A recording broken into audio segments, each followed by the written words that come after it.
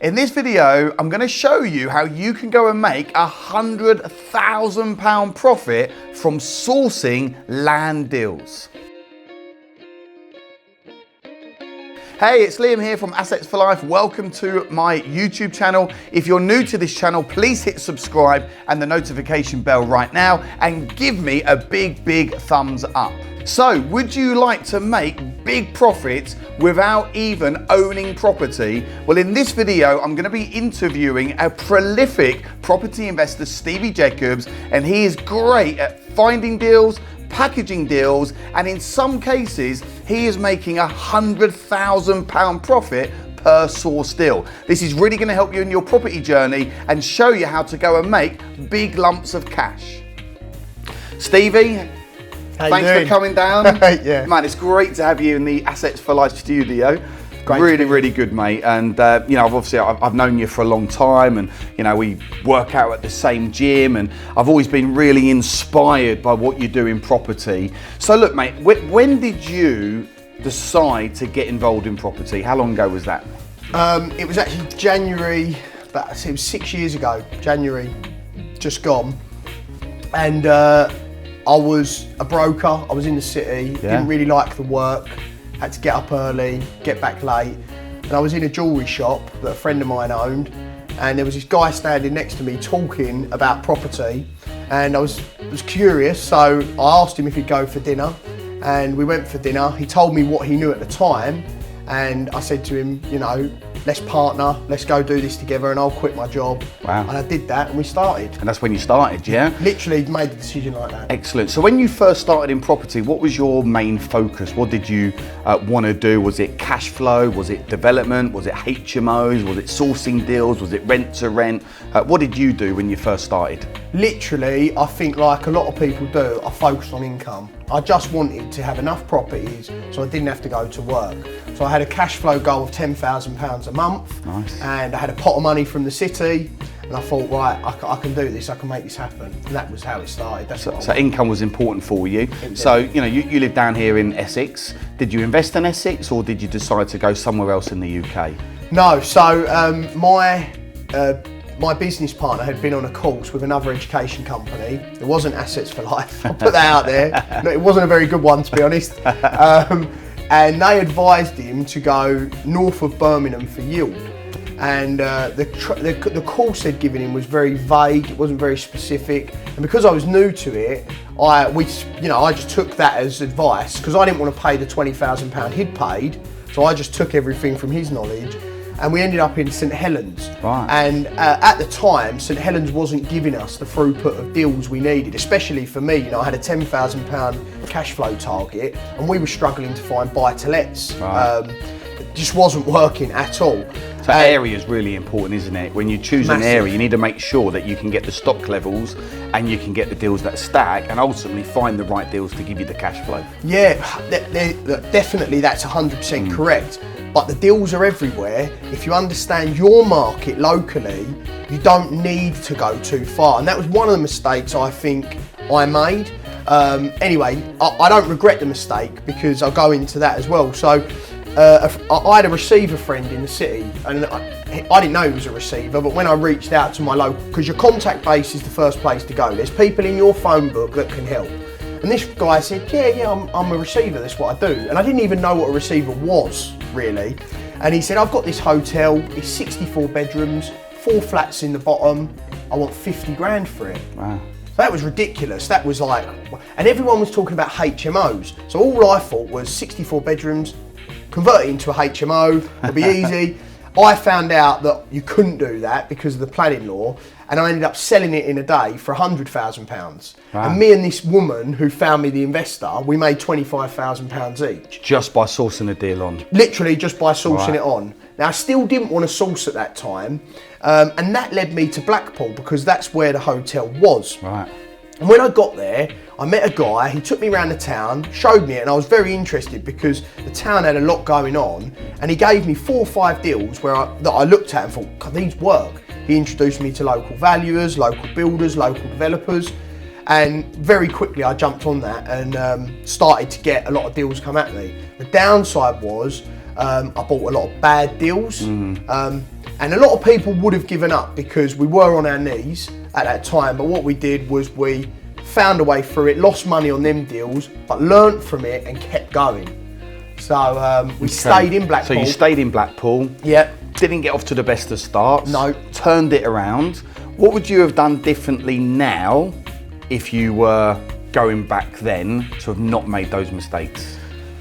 Number one, I'd have looked locally and learnt my market because I know Chelmsford. Like Chelmsford, I've lived in my whole life. So recently I've been seeing deals come at me and you just know that area is good or bad. And you just know that area suits or doesn't suit something because you've lived there your whole life.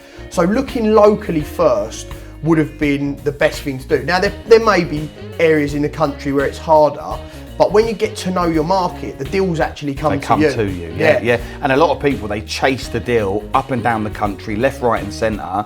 They think they have to go up the north if they live in the south, where actually, you know, you can find something that will work within 30 minutes of where you live. Yeah. I'll give you a little tip as well.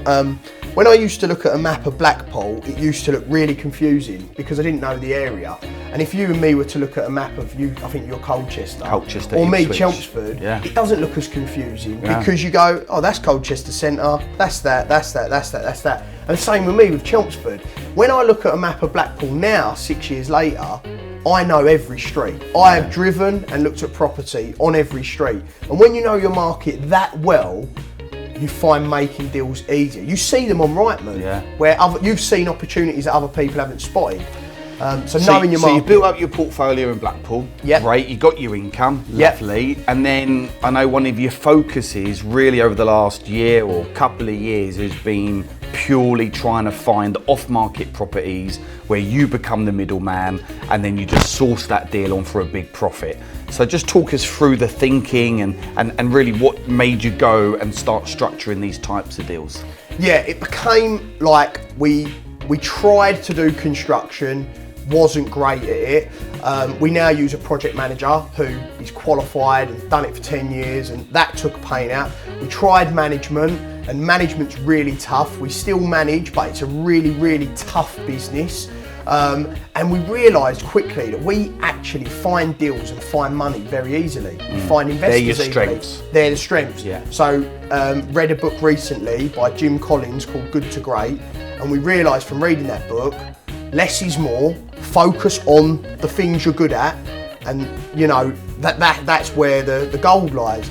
And like throughout all these problems we had, and you know we had too many staff, and we didn't have no money in our personal accounts to keep the company up. We had to source deals. So sourcing wasn't like something we chose to do. It chose us because we had to do it. Yeah. We'd find a deal, we'd want to keep it, and we'd be like, oh, there's 40k profit in that.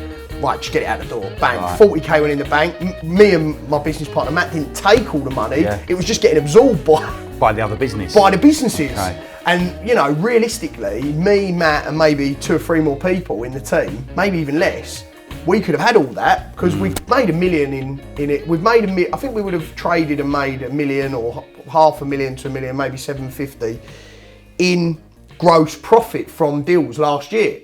But we didn't make loads of profit because we had loads of staff doing lots of things we weren't fantastic at. So sometimes bigger's not actually better. No. Streamlining the property business is essential. Yes. Don't over commit yourself to maybe big offices, lots of staff, lots of different ways to make money. Get really niche, really focused on say 1 or 2 strategies. So I know you've done a lot of cutting back over the last year, and then your main business model now is sourcing deals, packaging them up and then selling them off to other investors. How are you finding these deals? So anyone watching this now that likes the idea of making big profits, sourcing deals, what type of deals are you sourcing and how are you finding the deals? So relationships for me are 100% key, and I think making sure you've got a clear message. So something you taught me was the elevator pitch. And I've used that time and time again. I teach everybody that comes into contact with me. Within 10 seconds, someone you meet needs to know what you do, who you are, and what you can do for them. It needs to be that quick, because if you go into mindless waffle, people get up every day. Or you try and be all things to all people. It's like, we do a bit of this, bit of this, bit of this. People are like, well, actually, what do you do? You've confused the hell out of me. I'm not interested. And so many times you've got to know yourself who you are, because then when someone offers you something, like me and you have spoke, haven't we? And I've said rent to rent, I don't understand it, don't know it, so don't put me near someone that wants that sort of training, because I don't know it. Options, land developments, I know that's what I know. And I think if you know yourself who you are, then it's very easy to say to someone, no, that's not for me. Because a strong no in property is as good as a strong yes. You don't waste people's time. So you find the deals through your network. Going out to agents, direct to vendor. Would you send out letters? What do you do?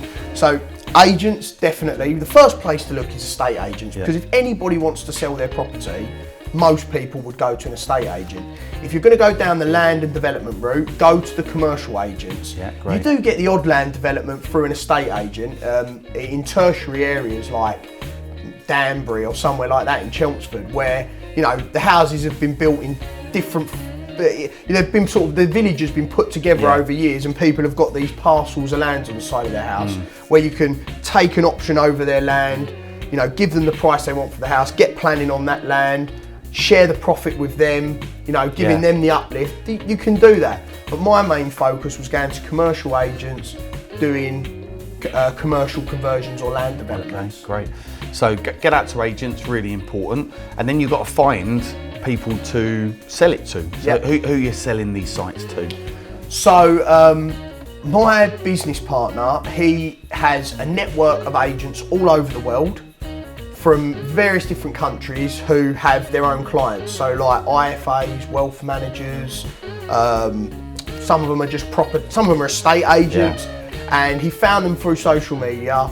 They're sort of his network. He signs an agreement with them, and they share their clients with us, but we make sure that when we put the deal to them, it is a full package deal. There's as few questions to ask as possible. When someone gives me an address, it frustrates the hell out of me, because come on, tell me more, because investors are lazy.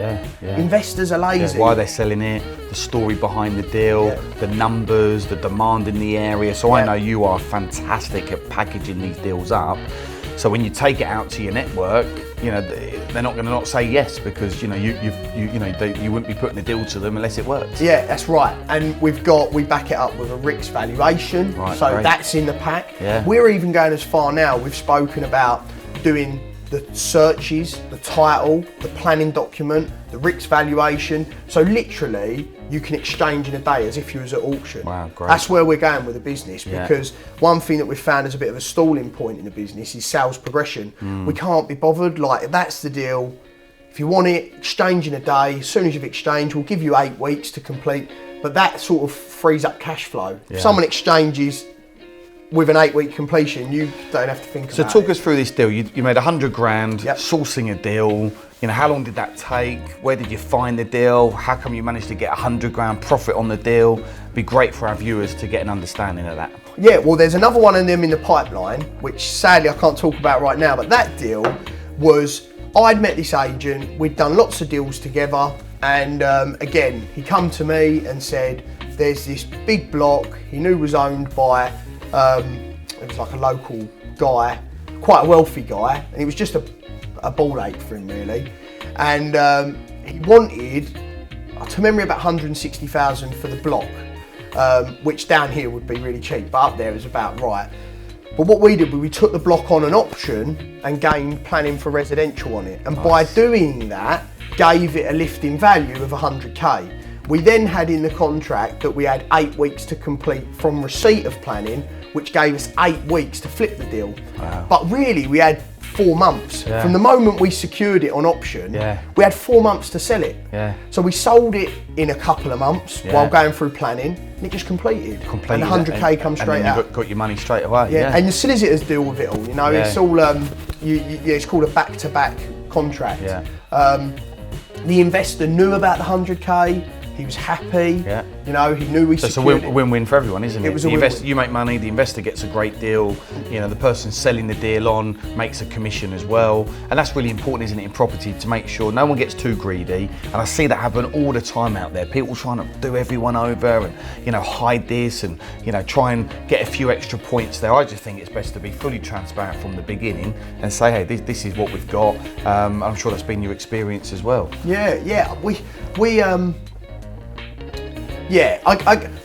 With that investor, it was fine. We have had in the past where investors have found out what you're earning and it's rubbed them up the wrong way. Right. And for me, I'm not like what you earn out of something, but we're quite strict. Yeah. So if you've got a deal, you've done your numbers and you've earned 100K, don't just chip because the first investor wants to. If as long as there's the 25% developer's margin in for him for taking the risk on, it's got to be fair for you. Yeah.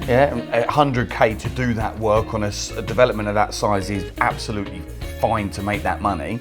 And again, if they're not happy, then find another investor. Yeah. And as well, talk to. So when you're in the market, the first place to look is like local housing associations as well. Yeah. Like the council, they'll be buying properties, and sometimes you can partner with them, and they're crying out for developers and land sourcers because they don't want to do it. Yeah. So what's on your horizon, mate, for the next 12 months? The next 12 months is, I've read that book and it's literally hit me so hard. I'm going to read it, yeah. Simplify, I'm literally going to download it tonight, yeah. Simplify. I want to look at what the core areas of the business are we're good at, and what it says in good to great, what you can be the best in the world at. And I do believe that we can be one of the best land sourcing companies in the world. I do believe that because, you know, you look across the market and people, I have very few people send me a well-packaged deal. No one has ever sent me a rich valuation with a deal. So just that one thing alone sets you apart. You know, because if someone's going to give you a RICS valuation and you can read it and then call the valuer that valued it, that cuts out all the agents and needs. So I think we can, and also we enjoy it as well. That's great. Yeah, doing something in property. And you don't need 100 staff. Yes, you're not going building staff. You are literally that middle guy, sourcing, packaging, big commissions. Fantastic. So anyone watching this now that is wanting to get into deal sourcing, you know, sourcing land, commercial deals, what are some golden nuggets that you could share with them when getting started? Right, sourcing commercial deals. Land deals, commercial deals. If they want to get into that as a business model. Definitely, I'd say Land Insight and Nimbus. Okay, great. Get an eye for brownfield sites. Yeah. Just get an eye for it. I've got a friend who's a developer, and you know, he's a dear friend. He's 60 years old now, he's retired. He takes me out, and he'll literally, as we're going down the street, even if we're just going for dinner, he'll go, brownfield site, brownfield site, brownfield site. They're everywhere. Right. And you look at retail now and how it's on its knees. Yeah. So having an eye for one, and then from having an eye for one, learning how to go on the land registry, download the document, write a letter to the person, just seeing if they're interested in a free valuation of their site. Yeah. If they're interested in a valuation, be as honest an agent as you can, get the planning consultant in, get a RICS valuer to look at it, tell the guy I need to make 25 or 30% for the risk, show him the numbers, and the vendor then is educated. And you know, he can have 10 estate agents tell him that property's worth 100K more. If you show him it's not, and explain to him that these guys are just trying to win your business, he'll listen. That's a great tip. And relationships. Great. Just tell everyone who you are, what you're doing, what you want, and just keep repeating it. Keep going back in the estate agencies and repeating again and again. Now, have you got anything for me?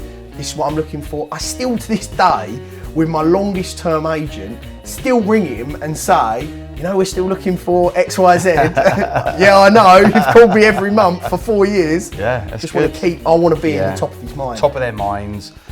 Build those relationships, you know, be ballsy. And perform. And perform. If you say you're going to do something, do it. Make sure you're there, get committed, get obsessed with this stuff. I think the UK market is fantastic for property investing. Definitely. Everyone watching this video now should be getting involved with property in some form or another. You know, a lot of people start off with rent to rent or single lets. I think commercial, great place to be. There's lots of opportunity out there, and people that are getting involved now, they do it properly, build a professional company, nice branding. You know, everyone can make a lot of money in this marketplace. And start small. Yeah. Do you know, I've got massive vision, just like yourself, and you know, your vision can sometimes run away with you. Yeah. Like, I think Jeff Bezos started in his garage with a desk, and he said, you know, he's started small, and he still runs that philosophy now. With every business he starts, he puts 3 or 4 men on it, watches it. If it's working, he grows it. Don't throw loads of resource. Start small, and when you're getting results, then reinvest. Yeah, reinvest. That's really important. Well, hey man, it's been great having you down, mate. Yeah, awesome it's great to catch up, mate. Yeah, really wish you all the best for this year, mate. And of course, if there's anything I can help you with, you're a great part of the Assets for Life community. Hey, we can help out and do some stuff together. Cheers for having us. Cool, man. Cheers, buddy. Cheers. Bye. Hey, thanks for tuning in to this latest episode on YouTube. Really just want to thank all the viewers. If we can do it, you can do it. Stevie Jacobs, fantastic property investor, been through the lows, been through the ups. And here's the thing, if you want to make this work, get around some great people, get the right education. You can just start this part-time if need be, build your brand, focus on an area in property that's going to make you some good cash, and then you build and build and build. So hey, look, stay tuned for more videos, and I'll see you very soon.